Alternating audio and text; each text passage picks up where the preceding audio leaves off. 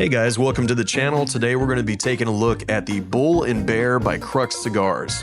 And if you're wondering about the vibe of the video, I went all in on 80s 90s theme for this edit.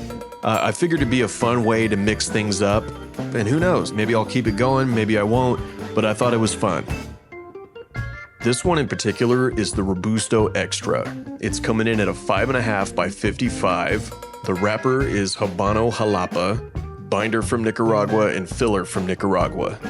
First off, the construction is great, nice oily wrapper. Something I'd like to mention here are the bands. They use this negative space, which is really cool. So there's like a portion of the band that's cut out and you can see the wrapper through it. I think it's really neat.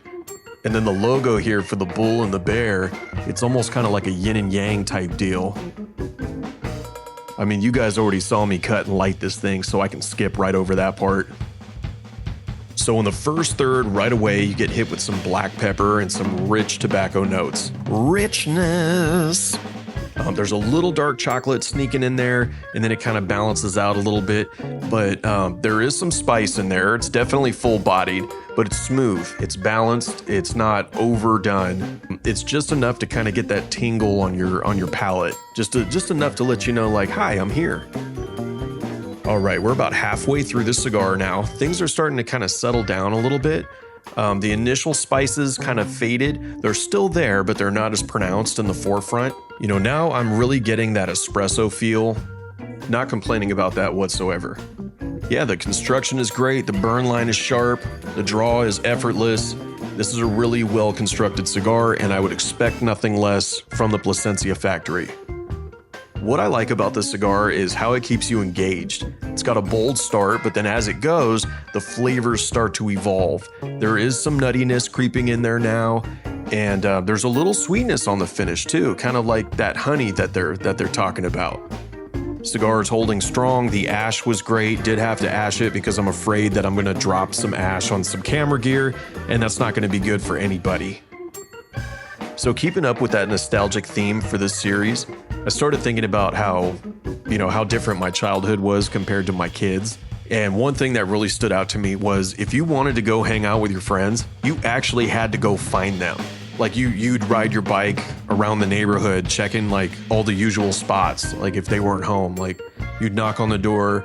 If they weren't home or if nobody answered, you'd have to ride your bike to the park or ride to somebody else's house. Or it was almost like an adventure. You had to go around looking for your friends because you didn't know where they were at. There's no cell phones.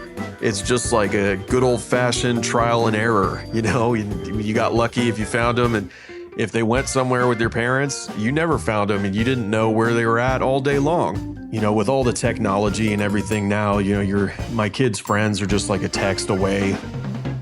You know, and it's funny, like the texting, nobody talks on the phone anymore. It's like everybody's antisocial. And don't get me wrong, there's times when I do not want to talk to people on the phone. And I'm like, dude, that conversation you just had with me, that could have been like a 2-second text message. It's funny though, like if you got a girl's number, you would have to actually call their house. And it's a gamble. You don't know who's going to answer the phone. You know, and then you get the dad on the phone and, well, who are you? And, blah, blah, blah, and you're, I just want to talk to your daughter. Blah, blah. Well, what do you want to talk to my daughter about? No. Or you're talking on the phone, right? And then somebody else picks up the line and starts listening in, and, you know, the girl you're talking to, hey, get off the phone, Tyler. It was a trip, man. Sometimes I just reflect on that, and it just kind of reminds me of how things used to be. Slower, less convenient, but somehow it was better. You know, not everything needs to be instant. Sometimes taking your time is what makes the experience even better. Yeah, I mean, even as we approach the final third here, it's still got that really delightful balance of flavors. Slight nuttiness coming through, some dark chocolate, a little bit of honey left on the palate here. This is nice. So, is the Bull and Bear worth adding into the rotation? I think so. Absolutely. I think that this is a pretty unique cigar, and especially being for a Nicaraguan puro, like for how complex and how sweet it got, was just really, really interesting to me.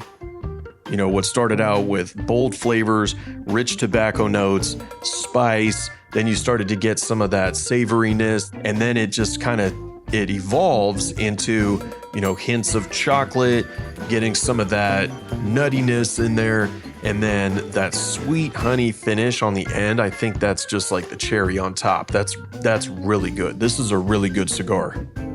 Look at that, the band comes right off. And I'm gonna go ahead and enjoy the rest of this off camera, but that's all I have for today, guys. Hope you enjoyed the video, and I'll catch you at the next one.